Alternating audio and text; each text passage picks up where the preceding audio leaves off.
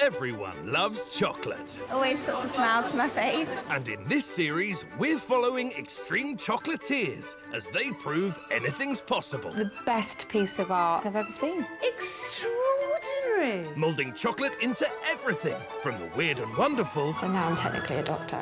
to the simply astounding. Oh my God! Absolutely amazing. Blown away. They're creating edible works of art. Absolutely delicious. But temperamental chocolate Too lucky, third time ruined. can lead to sticky situations. Hopefully I stay positive and happy for the rest of the day. So can these extreme chocolatiers deliver chocolate heaven?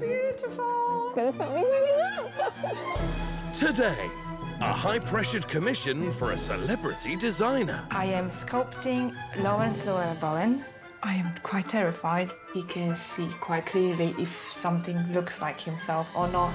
A chocolate showpiece that's celebrating a city's roots. I've decided to do a bit of a York sort of chocolate theme. My thinking behind the tree was it's the birthplace of chocolate. And edible copies of precious Victorian jewellery. So I've been asked to make antique jewellery into chocolates. There is a danger you can lose detail. Just nicked his tail off.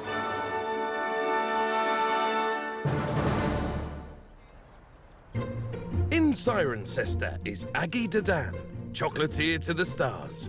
Her latest commission is for an interior designer and presenter known for his unique style. I am sculpting Laurence Llewelyn-Bowen. We know that how flamboyant and bright and happy person he is, so I have to make sure that this sculpture resembles his character.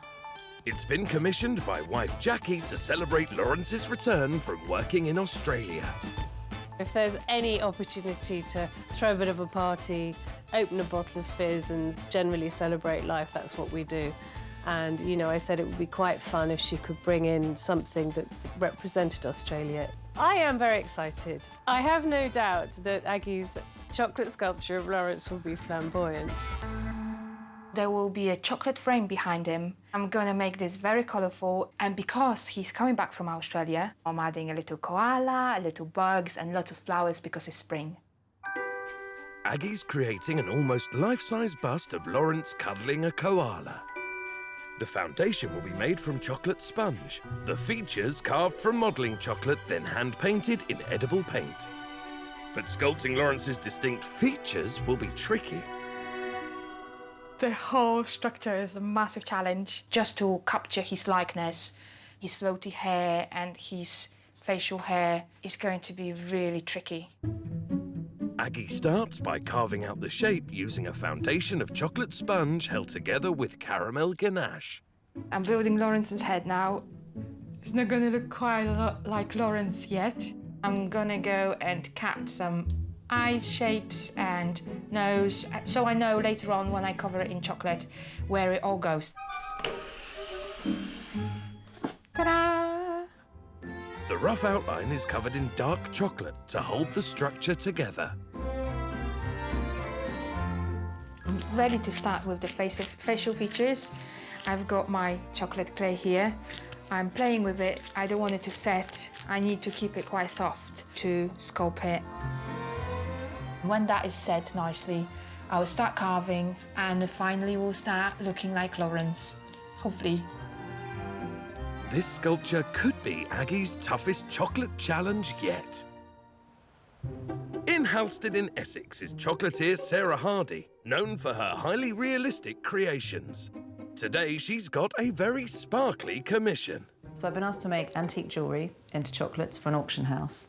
My ambition is that when they hand it over to them and they open it, it could sit next to the real pieces and people can't tell the difference. Client Nicola works for an auction house that specialises in antique jewellery. With an upcoming sale of Victorian jewels, she wants to wow potential bidders with something a bit special. I've asked Sarah for 6 chocolates that are in the form of antique jewellery. We're very happy as long as it captures the essence of the pieces and that people can look at them and think, wow, that's a Victorian locket or that's a Victorian bangle. The bit that really excites me about this is going to actually be getting the colours right, making sure it tastes amazing once they eat it as well. Sarah will make 6 chocolate replicas of intricate Victorian jewellery. A difficult task, she's aiming to faithfully paint them to the exact pigment of the original jewels. And she's planning to sit each piece on a cushion that looks just like real velvet. Some of the earrings have tiny little droplets of gold, and I'll have to sculpt it so that those stay together in chocolate. That is a challenge. The first stage is to make the moulds. Nicola's brought the jewellery to Sarah, and she has just 3 hours with the pieces. She won't see them again until her chocolate replicas are finished. So I've got about 6 pieces for you to have a look at and see what you think about that one. Oh, gorgeous. This is my favourite piece. It's fun, isn't it? It's so tactile with how Yeah. It's a bit of a head scratcher, Yeah. how to make it into chocolate. Sarah uses quick-setting silicone to take impressions. Perfect. Wow. She then makes clay casts that are food safe and leaves them to harden. There is a danger you can lose detail. I just have to make sure I keep checking at every stage that there's no loss of all the special little details. As the jewels are delicate, Sarah's making a block mould, with each chocolate jewel sitting on a chocolate pillow. I'm just going to make a cushion out of velvet in the hope that I can turn it into a chocolate cushion. I don't know if it's going to work because it's got such a detailed texture to it. If it does work, it will look really cool. And the pressure's on, because if it doesn't, it could spoil the backdrop for her chocolate jewels. Back in Cirencester, Aggie's struggling to recreate Laurence Llewelyn-Bowen's facial hair. His features are not easy because you cannot mimic the way the hair behave. I am really getting stressed right now. And the more I think about it, the more nervous I get. After hours perfecting Laurence's facial features, Aggie mixes together white chocolate, sugar syrup and red food dye. This is going to be used for Laurence's suit. It has to be really vibrant, really electric. Once cooled, she can try it on for size. I'm going to cover his back first because that's the biggest panel. We're getting there. Really happy with this. That's it, there we go. The sculpture also includes a koala, as Laurence has just returned from Australia. Then I go with my nail brush. It gives nice texture, almost like a fluffy koala's fur. Very pleased with myself right now. After repeating the process with the koala's head and sculpting his facial features, Aggie adds colour with edible dye. By painting it, I will create sort of 3D dimension, the little detail that will bring him to life. But the more difficult challenge is the detail in Laurence's face. Skin tone is actually quite tricky. I am quite terrified because he's an artist. He can see quite clearly if something looks like himself or not. And if the facial hair wasn't difficult enough, there's also his unique hairstyle she needs to create with chocolate modelling clay. So I'm trying to achieve floaty hair with loads of layers, and it's nice and bouncy, especially that's one of his trademarks, his hair. Hopefully that will work. In Lewes, East Sussex, Mark Tilling regularly makes extravagant chocolate centerpieces, but his latest commission might be his trickiest yet. I've been commissioned to do a showpiece for the launch of a new cookery school at the Grand Hotel in York. They've given me sort of free rein on this. Client Andrew, who will run the cookery school and is planning the event, wants Mark's centerpiece to impress the high-profile guests. We've got celebrities coming, we've got dignitaries coming, I've got my bosses coming. It is really important. We really need the wow factor. So York has a really massive connection with chocolate through hundreds and hundreds of years of manufacturing. I'm going to do a very contemporary style piece that's going to reflect the history of chocolate in York. Mark's design will showcase the different stages of chocolate production, with a chimney base and a cocoa tree surrounded by pipework.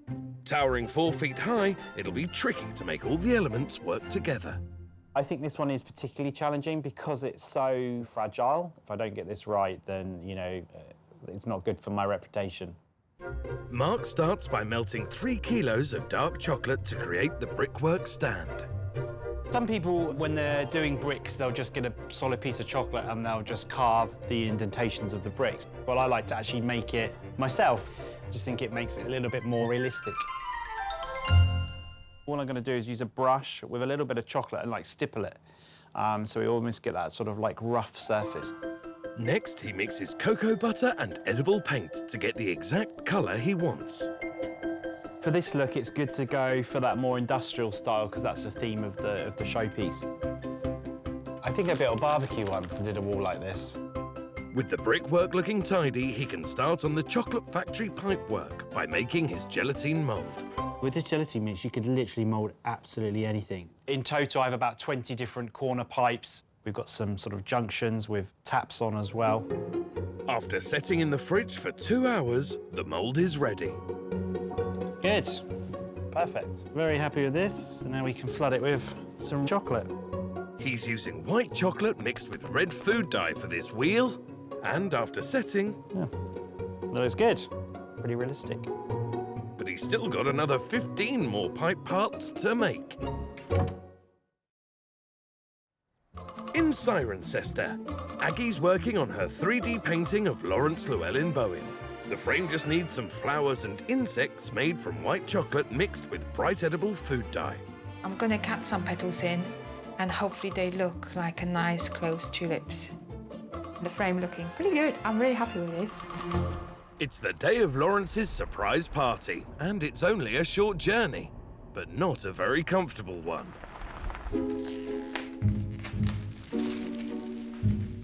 Yes, we're good. The flowers still attached. I'm really happy. Aggie's sculpture of Laurence Llewelyn-Bowen cuddling a koala is made with a foundation of chocolate sponge, then hand-sculpted out of white modelling chocolate and skillfully painted to create the fine details. It's framed with brightly coloured flowers and insects, and every single element is edible. OK, the moment of truth. Time to show Laurence's wife, Jackie. Ready? Yes, open your eyes. Oh my God! Do you like it? That is extraordinary. How on earth do you do that?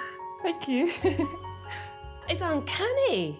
What do you think about the koala? The koala's brilliant. You've really captured him, you know. Oh, you're so clever. Thank you very much. That's amazing. Aggie has more than met the brief. She's invented something quite unique, quite extraordinary, and delivered it with such wonderful humour and, you know, real skill. So I think it's the absolute package. Jackie's delighted, and now she can show the man himself. Keep walking forward, towards me, towards me. So in your own time, open your eyes. That is just incredible.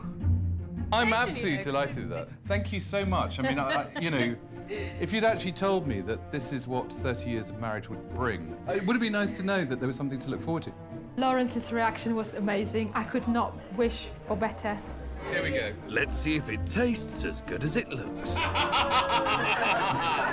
It was almost a shame to take a bite out of it, you know, but I'm glad I did because it was quite yummy. To be able to capture my particular beauty through the medium of chocolate is not easy. I think she's basically kind of started a whole new chocolate renaissance.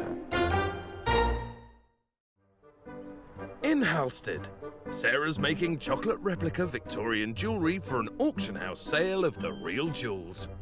She's made 6 silicone moulds, and now they're hard, she can start adding the chocolate. Just going to temper up a small batch of dark chocolate. First, the moulds are filled. So I'm going to put them in the fridge now for about 5 minutes.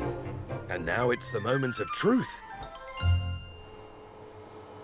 Yes, I can see all the texture on there of the velvet. That's great. Time for the intricate snake-like choker. I just nicked his tail off. And there are a few air bubbles, but that's nothing that I can't solve with gold. Before painting the details, they need a foundation of white cocoa butter. Because it's dark chocolate, it needs a lighter base to be able to paint with. While it dries, Sarah turns to the feature she's been dreading, making the cushioned background look like real velvet. Because velvet has a nap, which means it will have different colours. So I'm not sure how to quite paint that. Thinking face. I don't know what the answer is. After warming up some cocoa butter paint, she can start experimenting. So I've just tried painting in green and I don't think it looks very nice. I'm just trying a new and radical approach, which is just to paint the whole thing black. Definitely don't like the black.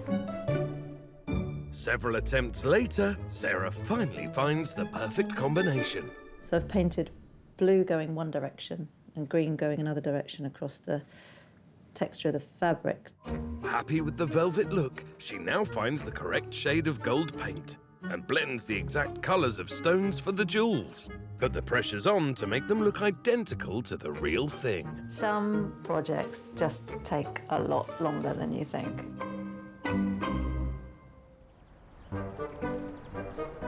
In Lewes, East Sussex, Mark is sculpting a centerpiece for the launch of a cookery school in York.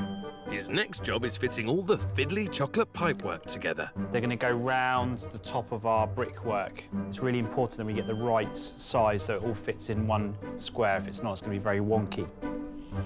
So we're going to use a little bit of tempered chocolate and also a little bit of heat, and we'll stick these to each other. He uses cocoa butter mixed with edible luster powder for an industrial look. That's the first bit of copper piping finished, but there's plenty more to do. The central feature of the sculpture is a cocoa bean tree. My thinking behind the tree was it's the birthplace of chocolate. Mark's using 2 heavy blocks of chocolate to keep the trunk upright and securely in place. Perfect fit. So now I can get it all stuck down and then we can start building the tree. Mark blends chocolate buttons to a clay consistency and moulds to make the tree bark. Before I do any more to the tree, I've got a little surprise for the showpiece. I've got a pipe that I'm going to put out through the tree and we're going to mould it inside the tree to the 3 chimneys, and that's when our smoke's going to come out the top. After painting the tree trunk with edible paint, he leaves it to dry and turns his attention back to those copper pipes. You can see it's all stick together. This is one of the most important bits. There are delicate parts on this that obviously can break off. As the sculpture is 4 feet tall, Mark will deliver it in 3 sections, but he has a nerve-wracking assembly ahead of him. 120 miles away in Essex, Sarah's burning the midnight oil to finish her chocolate replicas of Victorian jewellery. I'm happy with them now, and I just have to give them some confectioner's glaze to finish them off. Next morning, Sarah arrives in central London and gets the jewels ready to show client Nicola. I'm pleased with the way the chocolate looks. I just really hope that I've done it justice. 6 precious Victorian jewels have been accurately moulded in chocolate and painted to show every detail of the originals. They sit proudly on chocolate velvet cushions that capture the texture of the material itself. Time to show client Nicola. Really Really hope you like exciting. them. Oh, wow. That is amazing. I had no idea that you could make something look so realistic in chocolate.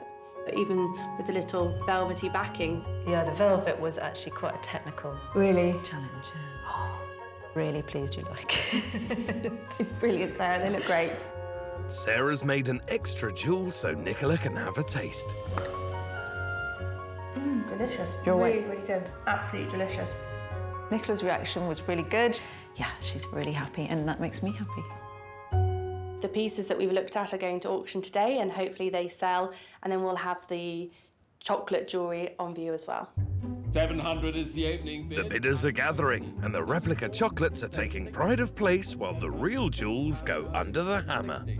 If anybody thinks they're getting the chocolate to go with it, they're in for disappointment. I'm eating it. Back in Lewes, Mark is making some extra chocolates to go with his centerpiece.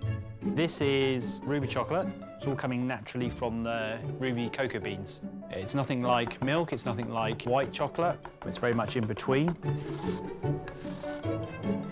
While they're setting, Mark puts the last details on the sculpture with green leaves and cocoa pods to hang from the tree. He's then ready to carefully pack all the sections for delivery to York. This is the furthest I've ever gone, I think, with the showpiece. Yeah, I'm not looking forward to it too much. 280 miles and several cobbled streets later, Mark arrives in York. At the moment, it looks okay. After a quick check, he assembles his sculpture for the first time. I am really, really pleased on how it looks. Hopefully, he's going to really like it, but you never can tell. Standing 4 feet tall, Mark's celebration of York's chocolate history weighs 10 kilos. A central cocoa tree is fitted into a brickwork and copper pipe stand, symbolising the chocolate factories, with the added drama of a chimney billowing smoke. Time to show cookery school manager Andrew. Look at that. Phenomenal. Absolutely phenomenal. Okay. Yeah. Good. Amazing. Speechless. I think our guests will be blown away by this. It's absolutely fantastic. Oh, the reaction was great. Like, I don't think it could have been even better. I think Andrew really, really loved it. Now to taste those ruby chocolates. Cracking flavour. Love Thank it. you. Love it. I'm blown away, to be honest with you. Thank you. Absolutely fantastic. Oh, I've got one more thing to show you. All right, OK. It's not the bill, is it? Look at that. That's York. You know, That's that York, fits, yeah. that fits right in with York. Thank you, You know? thank you. You know, absolutely phenomenal. Thank you very much, Mark. Thank you. I'm blown Thank away you. by it. Thank you. Cheers, thank you very much. The guests are arriving, and it's time for them to have a taste too. Excellent. It's incredible. There's a lot of detail. I'd have a go at making an Easter egg, but I don't think I'd ever aspire to doing that. I am really pleased with the outcome. I think it's one of the best pieces I've ever done. All the guests love Mark's creation. They've all been raving about his chocolate as well. It's been fantastic.